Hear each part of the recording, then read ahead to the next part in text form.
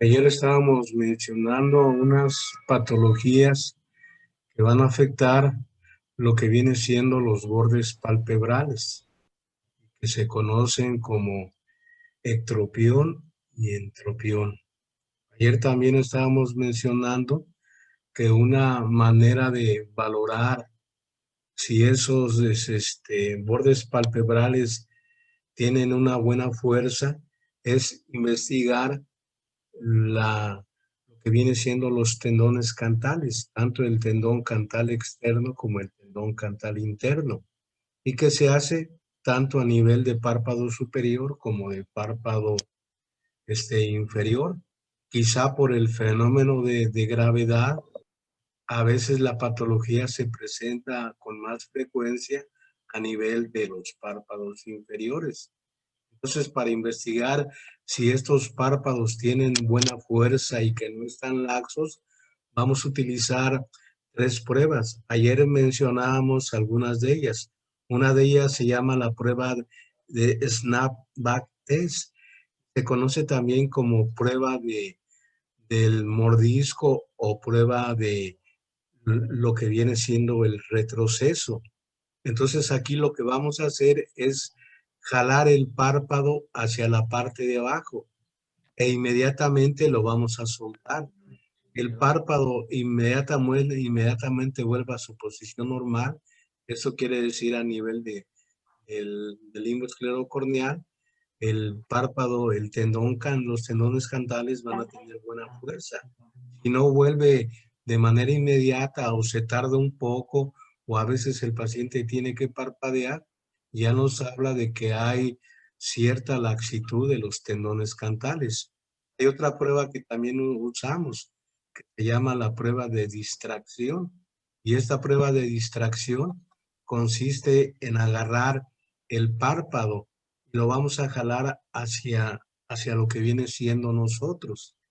Entonces, al hacer eso, nosotros vamos a medir cuánto es el desplazamiento en relación de la superficie del globo ocular con el párpado que hemos separado, y como referencia vamos a tomar la conjuntiva palpebral o la conjuntiva tarsal, que puede ser párpado inferior o párpado superior, y esa distancia debe ser mayor a 5 milímetros medida con una regla. Entonces, si es mayor a 5 milímetros, nos habla que hay ya laxitud de los tendones cantales. O si se conserva dentro de los límites normales, nos habla que los tendones cantales tienen muy buena fuerza. Entonces, aquí vemos la prueba de distracción en la imagen de la derecha. Jalamos el párpado hacia nosotros y si hay una separación menor a 5 milímetros, los tendones tendrían buena fuerza y no hay laxitud. Si es mayor a 5 milímetros, ya nos habla de cierto grado de laxitud. Y la prueba de el mordisco o prueba del retroceso, que sería jalar el párpado hacia abajo e inmediatamente soltarlo. Al soltarlo, el párpado debe llegar a lo que viene siendo el limbo esclerocorneal inferior, si es el párpado inferior. Si sería el párpado superior, pues igual llegaría 2 milímetros por abajo del limbo esclerocorneal. Entonces serían estas las pruebas que nos hablan de si hay cierta laxitud. A veces también para nosotros valorar si hay cierta laxitud del tendón cantal interno, vamos a jalar el párpado de manera horizontal hacia afuera. Si el punto lagrimal se desplaza más de 2 milímetros, nos va a hablar de que hay cierto grado de laxitud. A ver si se pueden, sobre todo, callar, no hacer mucho ruido para que se oiga bien la clase. Entonces serían estas pruebas que vamos a utilizar cuando valoremos cómo están los tendones cantales. Y de esta manera nos damos cuenta si pudiera haber algún factor de riesgo para que se presente una malposición a nivel del borde palpebral. Estas malposiciones nosotros las encasillamos como anomalías en la posición de los bordes palpebrales, tanto del borde palpebral inferior como del borde palpebral superior. Como les mencionaba anteriormente, el que más investigamos sería el borde palpebral inferior, porque ahí es donde es la patología más prevalente debido al efecto de gravedad que está de manera constante. Estas anomalías en la posición de los bordes palpebrales sería el ectropión y el entropión. A veces son términos que se pudieran confundir, pero que en realidad cuando estamos haciendo esa exploración del paciente, si ya están presentes o existentes, no va a ser batalla hacer un diagnóstico clínico de entrada. Inclusive a veces al paciente lo vemos venir de lejos y podemos hacer un diagnóstico como en alguna literatura se conoce como diagnóstico de banqueta, porque el diagnóstico lo hacemos antes de que el paciente lo tengamos enfrente de nosotros o lo tengamos en la lámpara de hendidura. Entonces el ectropión viene siendo cuando el borde libre o margen palpebral se encuentra desviado hacia afuera, o sea, va a haber una eversión de lo que es el borde palpebral y se va a presentar de manera más frecuente a nivel de párpados inferiores. Cuando el ectropión es muy manifiesto, se pudiera poner en evidencia todo lo que viene siendo la conjuntiva tarsal, donde se adhiere a lo que viene siendo los retractores del párpado.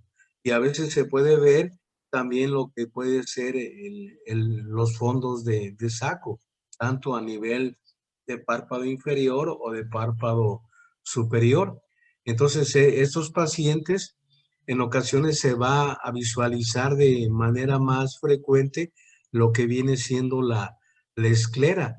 Y a veces cuando estos pacientes de esa esclera se visualiza más que no ocurre con un párpado en posición normal, vamos a tener cierta exposición escleral y que va a llamar rápidamente la atención cuando estemos revisando a ese paciente. La otra anomalía viene siendo el entropión. Entonces, en el caso del entropión, el borde libre del párpado o el margen palpebral se va a encontrar desviado hacia adentro o se va a encontrar invertido. Entonces, en el caso del ectropión, el borde palpebral va a estar evertido hacia lo que viene siendo la parte externa. Y en el caso del entropión, el borde palpebral va a estar invertido, o sea, se va a dirigir hacia lo que viene siendo la superficie del globo ocular. Y en ocasiones pudiera dar más síntomas y más signología cuando ese borde está invertido hacia lo que viene siendo la superficie del globo ocular, como sería en el entropión, porque va a haber un roce constante de las pestañas con la superficie del globo ocular y de manera más importante a nivel del epitelio corneal, originando laceraciones de manera constante cada que el paciente está parpadeando o está disminuyendo su apertura palpebral. Entonces, vamos a mencionar en primer lugar lo que viene siendo el ectropión, que se presenta de manera más frecuente en aquellos pacientes que tienen anomalías en lo que vienen siendo los bordes palpebrales. El factor etiológico del ectropión y del entropión a veces son muy similares. En estos casos vamos a tener cierto grado de laxitud que puede ser tanto de los tendones del tendón cantal externo como el tendón cantal interno. Y eso nosotros lo vamos a investigar por medio de la prueba de lo que viene siendo el snapback test o la prueba de distracción o el desplazamiento de lo que viene siendo el punto lagrimal, ya sea a nivel del borde palpebral inferior o del borde palpebral superior. Vamos a tener también una retracción en ocasiones de alguna de las láminas, que en el caso de lo que viene siendo el electropeón, sería a veces el acortamiento de la lámina anterior y que va a originar que esa lámina al, al, al en un momento dado estar retraída se dirija hacia hacia la parte de afuera. En ocasiones pudiera también hallarse cierta parecia de lo que viene siendo el músculo orbicular, y ese músculo orbicular tendría esa cierta parecia en lo que viene siendo la porción petarsal, que va a estar adyacente a lo que viene siendo el tarso. Un factor etiológico muy importante es que puede haber desinserción de los retractores del párpado, que en el caso del párpado inferior sería la fascia cápsulo-palpebral y lo que viene siendo el músculo tarsal inferior. Y en ocasiones también vamos a hallar una queratinización de la conjuntiva tarsal y a veces de fondo de saco, porque van a estar expuestas de manera muy constante a las agresiones del medio ambiente. Esto sería la clasificación de lo que viene siendo el ectropión. Congénito es cuando el paciente nace con la patología y que el pacientito pues ya trae una eversión del párpado y que muchas veces se pudiera confundir a veces con alguna triquiasis o en ocasiones con alguna distiquiasis.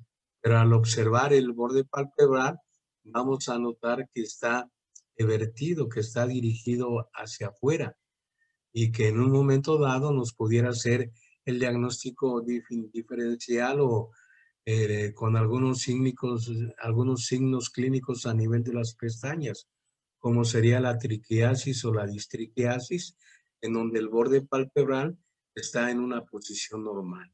Vamos a tener un ectropión paralítico. Este se va a deber en ocasiones a afectaciones del nervio facial, que sería el séptimo par. Y aquí una de las características importantes del paciente es que no va a cerrar de manera adecuada la apertura palpebral. O sea, al decirle al paciente que cierre sus párpados, estos van a quedar entreabiertos. Y a veces se va a presentar lo que nosotros conocemos como la noctalmos, donde el paciente trata de cerrar o de disminuir la apertura palpebral y no se puede. Y a veces en la mayor parte de estos pacientes se presenta lo que viene siendo un fenómeno de Bell. Es un fenómeno muy importante de protección del globo ocular. Entonces, ese fenómeno de Bell, nosotros le decimos al paciente que cierre sus párpados. Y cuando el paciente cierra sus párpados, el globo siempre se dirige hacia la parte de arriba. En el caso, si nosotros tenemos un ectropión paralítico, no va a haber, no se va a presentar esa cierre de los bordes palpebrales, o sea, no se van a ocultar, pero el párpado, cuando él trata de cerrar esos bordes palpebrales, se va a dirigir hacia arriba como un mecanismo de defensa. Vamos a tener otro tipo de ectropión, como sería el cicatrizal, y que se presenta primordialmente debido a procesos traumáticos, donde se pueden presentar cicatrices que pudieran originar algunas retracciones, originando una eversión de los bordes palpebrales.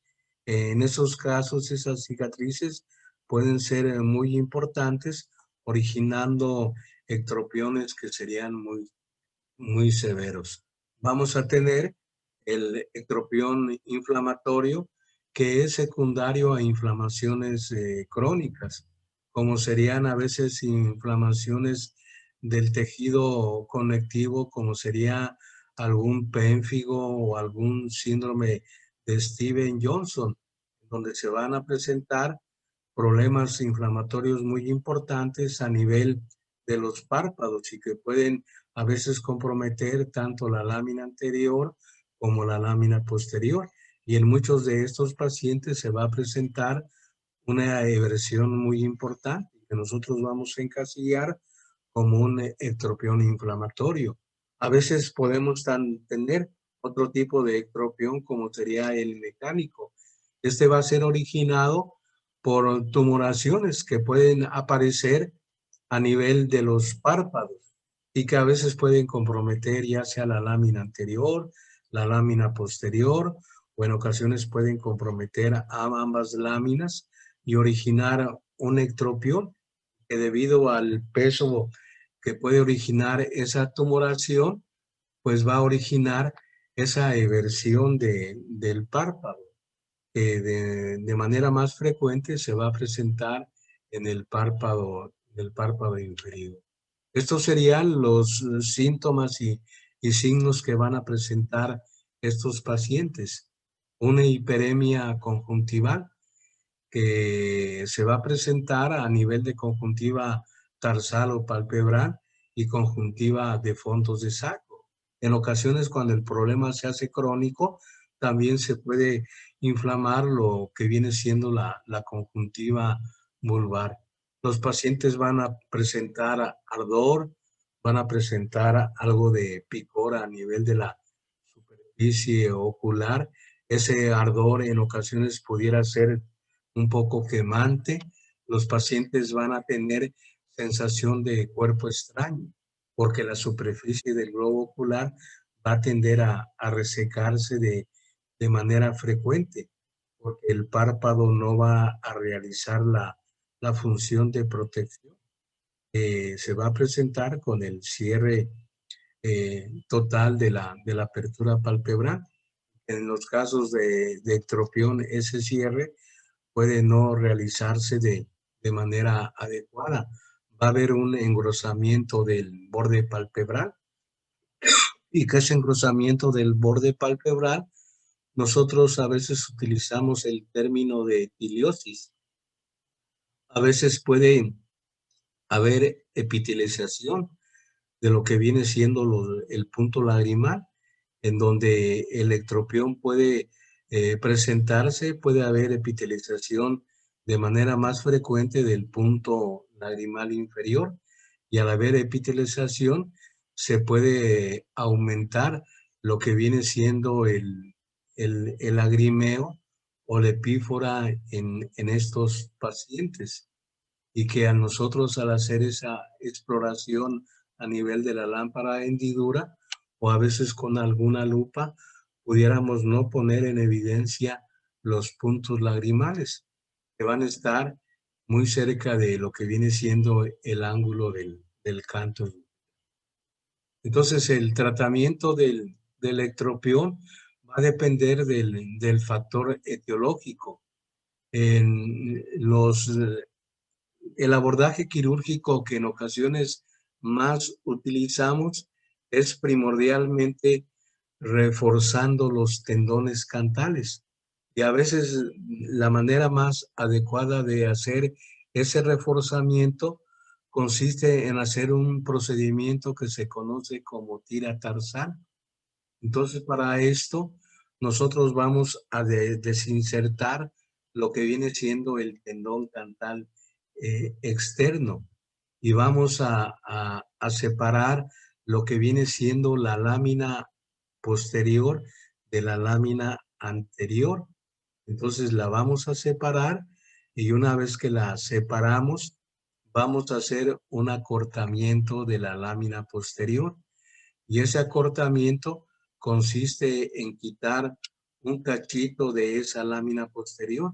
Entonces, en la exploración de estos pacientes antes del abordaje quirúrgico, debemos hacer esas mediciones para ver qué tanta resección vamos a hacer de esa lámina posterior.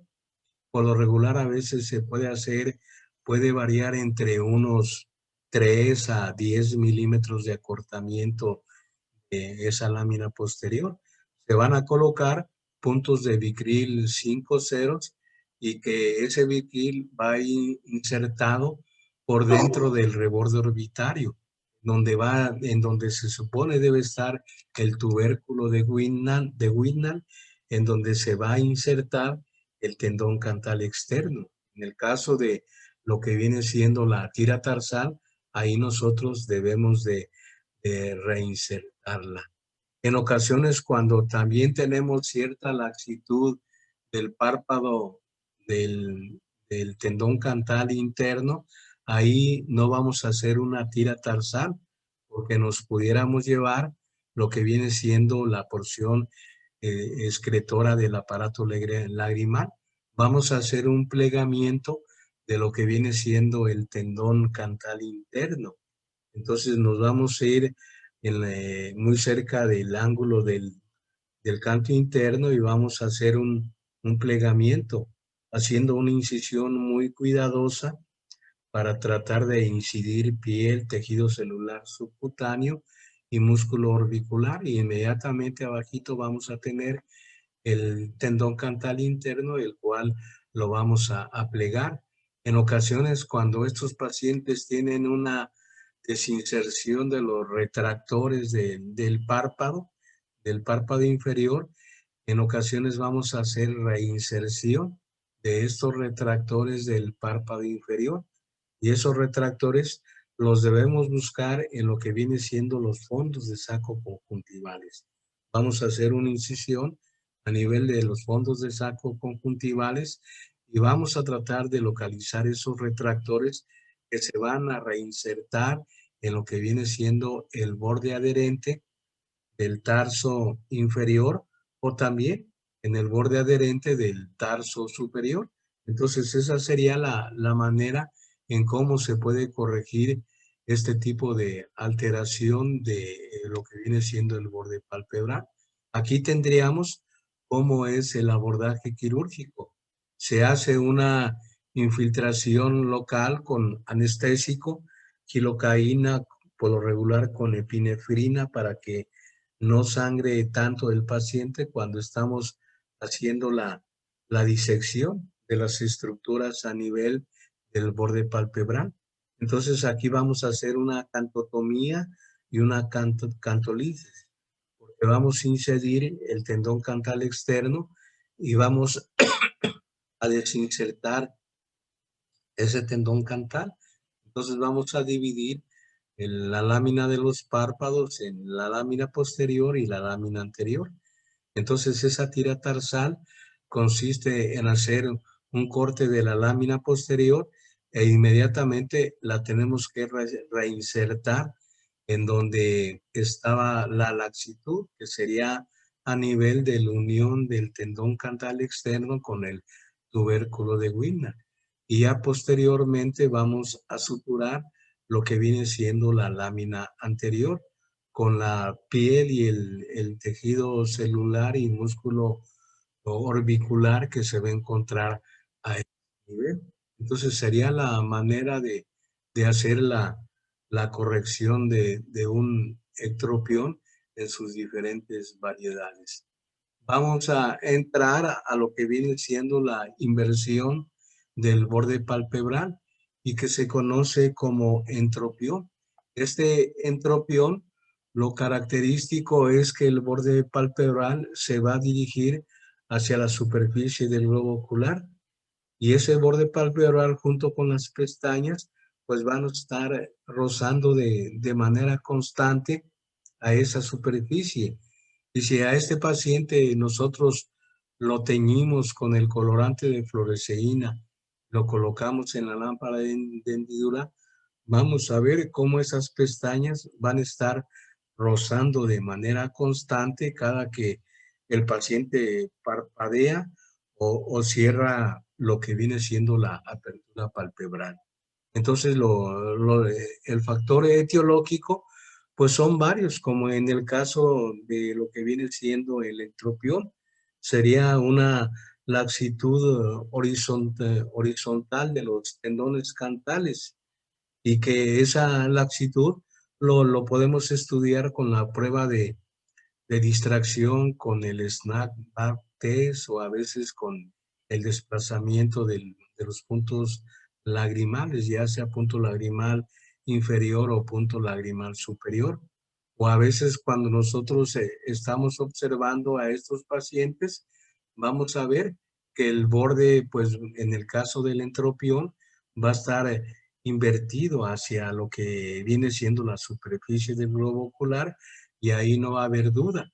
Y si en un momento dado hacemos estas pruebas, pues vamos a poner en evidencia que tenemos una laxitud de los diferentes tejidos que van a estar a nivel tanto de tendón cantal interno como tendón cantal externo. Y a veces esto se presenta en personas que pasan por arriba de los 50 o 60 años, o personas que en ocasiones también se tallan de manera frecuente los párpados, que a veces tienen un cuadro de alguna conjuntivitis y siempre ellos en ocasiones están tallando los párpados. Eso pudiera originar cierto grado de laxitud y que a veces con la edad también se va perdiendo el tejido elástico de estos párpados y que en ocasiones puede aumentar el factor de riesgo para que se presenten estas anomalías. Entonces, en el caso del entropión, también tenemos una clasificación que manejamos de manera muy frecuente. Tenemos, por la edad de aparición, podemos tener el entropión congénito y el entropión adquirido. El entropión congénito se presenta desde que el paciente nace y que nosotros inmediatamente podemos hacer el diagnóstico clínico. O el adquirido que se va a presentar a través de los años de vida que puede tener el paciente y que a veces de manera más frecuente se puede presentar por arriba de los 50 o 60 años. Entonces el entropión congénito es muy raro y se va a presentar desde el nacimiento. Vamos a tener un tipo de entropión agudo o espástico y que este entropión va a tener el antecedente de algún proceso inflamatorio ocular de largo tiempo de evolución. El más frecuente viene siendo el entropión senil o el involutivo, que en el caso de lo que viene siendo el electropión, también es el más frecuente. Entonces, a nivel de la consulta, las anomalías que nosotros vemos de manera más frecuente sería tanto el ectropión como el entropión involutivo o senil y que van a ser pacientes que pasan por arriba de los 50, 60 o 70 años de edad, en donde se va a presentar ya una laxitud manifiesta de lo que viene siendo los tendones cantales, tanto el tendón cantal externo como el tendón cantal interno, y una desinserción de los músculos retractores. A veces también pudiera haber acortamiento. En el caso del entropión, sería un acortamiento de la lámina posterior, y al haber ese acortamiento de la lámina posterior, pues va a jalar el borde palpebral hacia la parte interna, originando este entropión. Vamos a tener el entropión cicatrizal y que ese va a ser originado por el acortamiento de la lámina posterior y que puede ser originado por algunos abordajes quirúrgicos a nivel de los párpados y que en un momento dado pudiéramos originar algún acortamiento de la lámina posterior, originando esta inversión del borde palpebral y que a veces lo podemos poner en evidencia, cómo las pestañas van a estar en contacto con lo que viene siendo la superficie del globo ocular. Hay algunos pacientes que en ocasiones se retiran las pestañas con algunas pinzas para que se manejan muy frecuentemente los estilistas y que se quitan esas pestañas. En ocasiones, cuando no se quitan en su totalidad, pueden quedar esas pestañas muy engrosadas y en ocasiones pueden originar más daño hacia la superficie del globo ocular. Entonces, cuando nosotros observamos estos pacientes y si estos pacientes no quieren someterse a algún abordaje quirúrgico, en ocasiones se les retira esas pestañas cada que acuden a consulta o se pudiera hacer algún tipo de electrofulguración de las pestañas para que ya no salgan y originen ese roce constante de esas pestañas que pudieran tener los pacientes que presentan este tipo de anomalía y que vamos a encasillar con el nombre de entropión.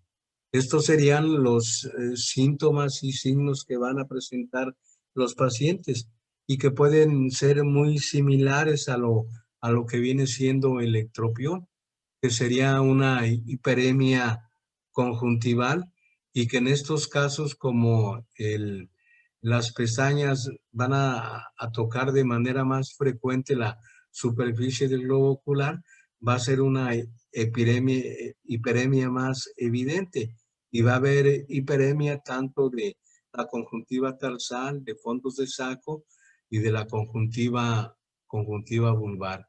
Los pacientes van a tener mucha sensación de cuerpo extraño y esa sensación de cuerpo extraño pues va a ser originado por el roce constante de las pestañas que hacen sobre el epitelio de la córnea, que lo van a lacerar y en ocasiones si el paciente no tiene cuidado, se pudiera presentar algún proceso infeccioso a nivel de ese epitelio y que pudiera desarrollar algunas ulceraciones a nivel de lo que es el epitelio corneal. El paciente va a tener dolor, lagrimeo, el dolor pues va a ser por afectación del epitelio corneal, el lagrimeo pues va a ser por la misma inflamación de la superficie del globo ocular. Los pacientes van a presentar fotofobia por afectación de lo que es la córnea y los pacientes pudieran tener alguna queratitis punteada superficial o si el problema se hace crónico, van a tener laceraciones y posteriormente pudieran tener la aparición de algunas úlceras o alguna perforación del globo ocular. Entonces, esto sería la forma en cómo estos pacientes los pudiéramos poner en evidencia, haciendo la exploración en la lámpara de hendidura y donde podemos ver cómo buena parte de las pestañas van a estar rozando la superficie del globo ocular. Entonces, el tratamiento del entropión también el tratamiento va a consistir en atacar eh, eh, sobre todo qué es lo que está causando este entropión. Y a veces los procedimientos que utilizamos de manera más frecuente serían primordialmente el reforzamiento de los tendones cantales, tanto del tendón cantal externo como el tendón cantal interno. En ocasiones podemos hacer reinserción de los retractores o en ocasiones también pudiéramos hacer algún tipo de cirugía para tratar de poner el borde palpebral en una posición normal. Entonces aquí podemos ver un caso de un entropión congénito en donde el abordaje quirúrgico debe ser lo más rápidamente posible. En estos casos, el abordaje tendría que hacerse bajo anestesia general, porque va a ser un paciente muy pequeño y en ocasiones debemos hacer varios procedimientos quirúrgicos en este tipo de anomalía que se presenta en el borde palpebral. En ocasiones el entropión se pudiera presentar en una pequeña porción del borde palpebral y en ocasiones pudiéramos hacer algunas incisiones a nivel de la lámina anterior o a nivel de la lámina posterior para originar una reinserción de los retractores y que el borde palpebral lo pudiera poner en una posición normal. Pero nosotros antes de entrar al quirófano debemos planear cómo sería ese abordaje.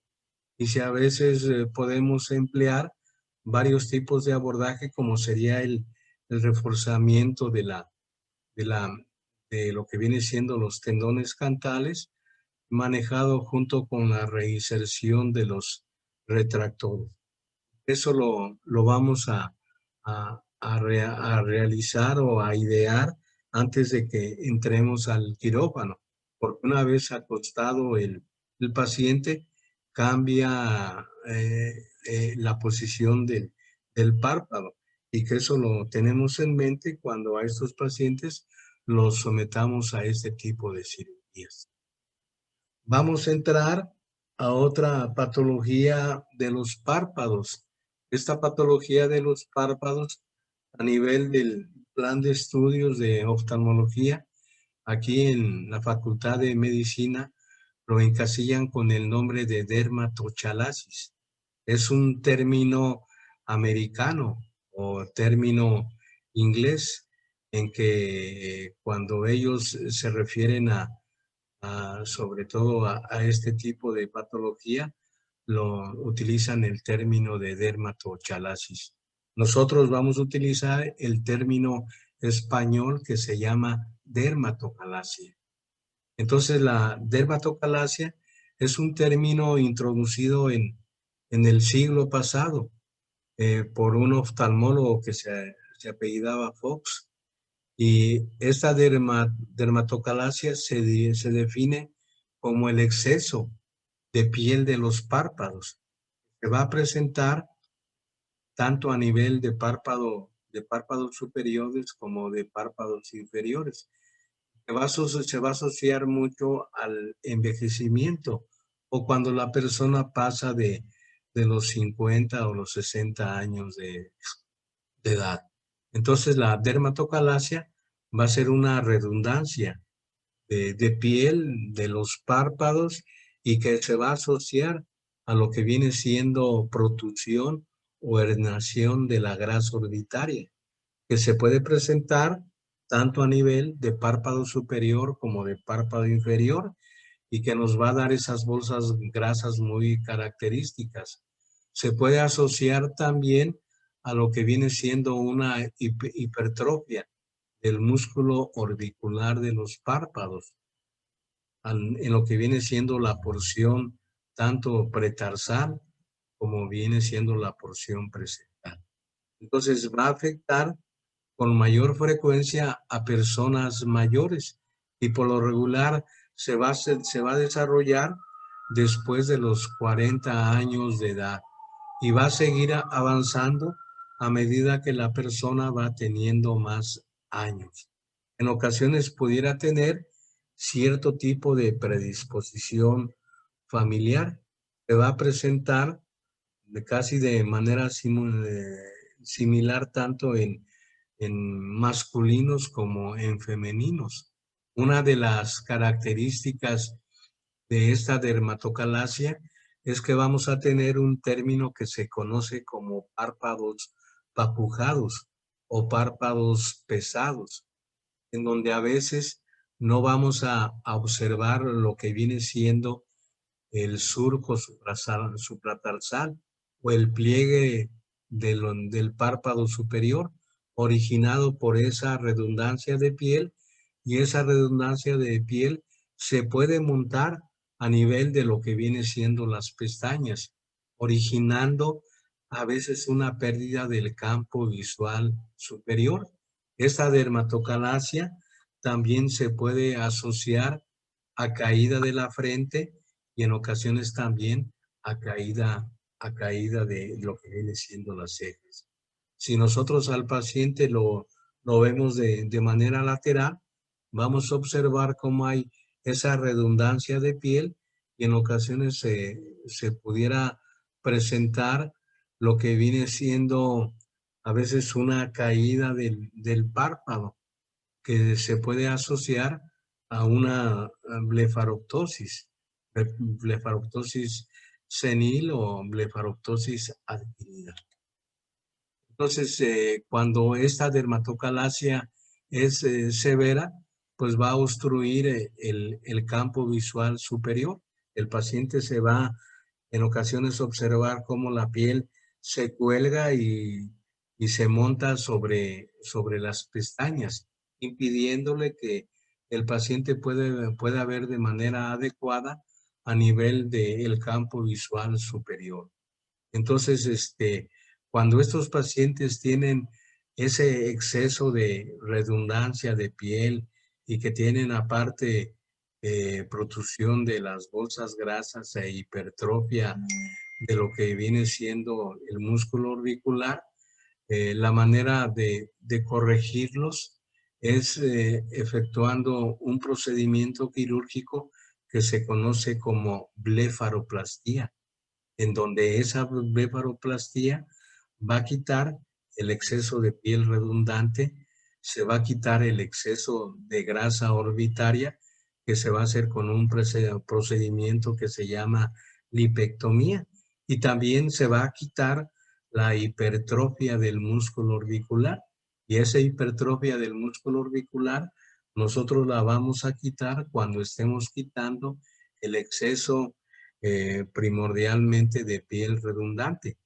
Se puede presentar tanto a nivel de párpados superiores como de párpados inferiores. Aquí tenemos dos pacientes, un masculino y una femenina, en donde tenemos esta dermatocalasia, en donde hay redundancia de piel, tanto de párpados superiores como de párpados inferiores. Vamos a tener herniación de la grasa orbitaria. Para poner en evidencia esa protrusión o herniación de la grasa orbitaria, a veces podemos hacer presión, ya sea sobre el párpado inferior o sobre el párpado superior, y a veces podemos ver protrusión. Si hacemos presión sobre el párpado inferior, podemos ver protrusión de la grasa orbitaria a nivel superior. O si hacemos protrusión de los párpados superiores, vamos a ver cómo hay protrusión de la grasa a nivel de los párpados inferiores. O en estos casos, pues vemos esa redundancia de piel y esas bolsas grasas que van a presentar los pacientes. Entonces va a haber una pérdida de tejido elástico de toda la región periocular y que va a originar también o se va a asociar a fenómenos sobre todo, que se conocen como síndromes gravitacionales, en donde va a haber caída de tejidos, como sería caída de la frente y a veces caída de las cejas, que nosotros encasillamos con el término de ptosis de las cejas. Inclusive también se pudiera presentar una ptosis de lo que viene siendo los párpados.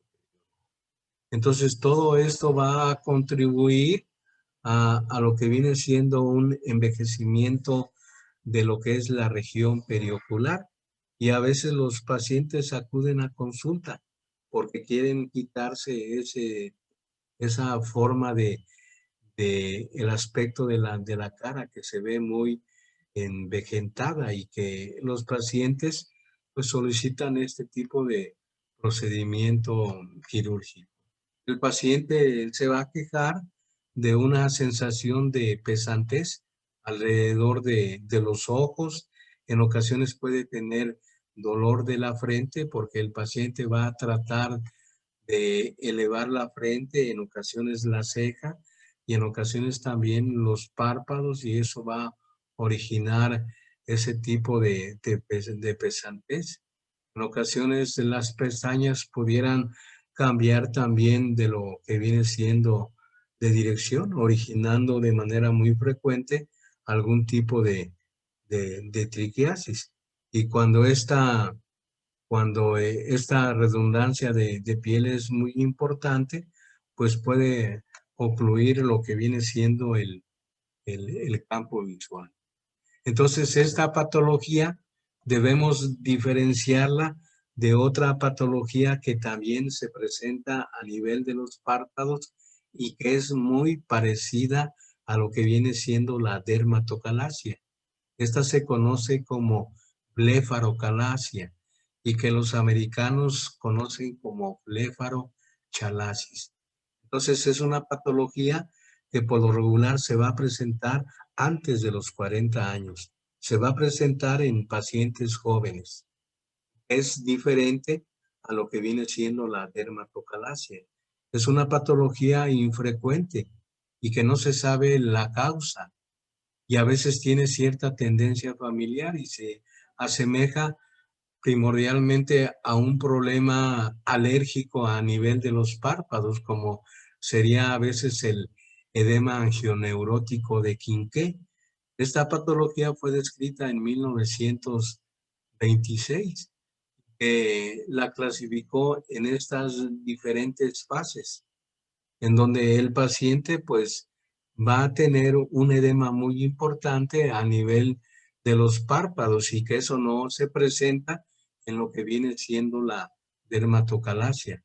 Va a haber una atrofia y un adelgazamiento y decoloración de los párpados.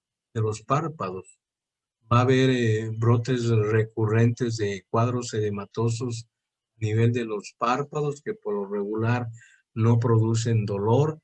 Va a haber cierto grado de eritema. A veces los tratamientos que se pueden implementar a estos pacientes van a dar pobres resultados y entonces estos pacientes se deben estar vigilando de manera frecuente. Entonces son brotes que se pueden presentar de manera frecuente y que afortunadamente por ser muy poco prevalentes se presentan en pocos pacientes. Entonces en fases avanzadas puede haber una atrofia de los diferentes tejidos de la órbita y que pudiera originar alguna atrofia ya sea de lámina anterior o lámina posterior y pudiera originar alguna anomalía en la posición de los bordes palpebrales, quizá un entropión o a veces un entropión en pacientes que ya tienen una patología crónica. Entonces debemos diferenciar esta blefarocalasia de lo que viene siendo la dermatocalasia. En el caso de la dermatocalasia, patología que se va a presentar por arriba de los 40 años, casi siempre 50 o 60 años, y que es muy característica de la vejez, y que no se van a presentar estos cuadros de edema e inflamación muy importante, ya sea tanto a nivel de lámina anterior y de lámina posterior.